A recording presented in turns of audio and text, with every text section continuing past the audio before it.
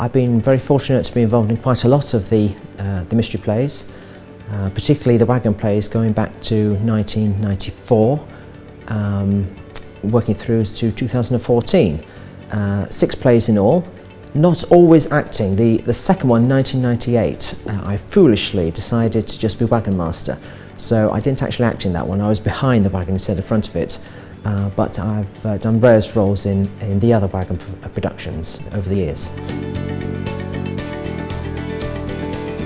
Back in '94, that's where I started as Jesus in the Entry into Jerusalem, which was very excited about that role. It was the first time we'd done it as a church group, and I think it was the first time that it had been back in the wagons for a very, very long time. And that was a very exciting production. And from there on in, not only have I tended to act, but also been involved in the design of the wagons, along with my wife, and the production. So it's been a bit all-encompassing with regards to wagon plays, through from acting to set design and production. Thankfully, part of my other life, my working life, has come into use for the mystery plays as well, in that I designed and produced the programmes for the 2010 and 2014 wagon plays.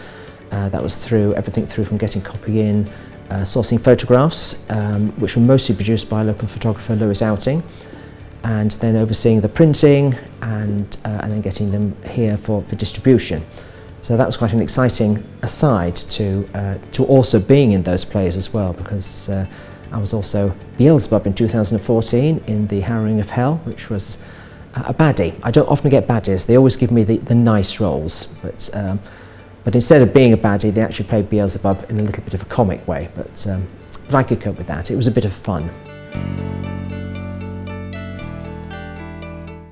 As soon as I saw that it was going to be produced in Minster again, having been in the 2000 mystery plays, I thought this is something I can't miss out on. And I was excited as soon as I heard that I'd got a part in the plays. That excitement has just ratcheted up as time has gone on, as we've started to rehearse the various plays, and now starting to see the props come together as well. The quality is incredible. Given that most people will only see them from a relative distance, I'm seeing them close too, and the workmanship is fantastic. As regards to the cast, a number of them I've got to know over the years, particularly with the wagon plays. Different players, different plays, different groups keep turning up, and yet we've all seemed to come together for this one. It's just really nice. As I talk to people, so you see what they've done and how they've experienced the mystery plays in York, and that excitement has obviously brought them into this production, and you can see the joy in people's faces as we're rehearsing. The feeling in the cast I think is incredible, and there really is a true community coming together for these productions, and it's I'm just loving it. I've been trying to talk about it at our local church, St Luke's. There's actually 4 of us actually performing in the plays, including my nephew James, who's going to be a disciple along with me, so that's quite nice. And a number of people have been talking to me over the last few weeks when they've seen me. Just bought my tickets, I'm coming on such and such a night. The whole profile is so immense for the mystery plays in the Minster. I'm sure that people will come along, and I'm sure they will not be disappointed. I think the Minster is probably one of the most iconic buildings in our country.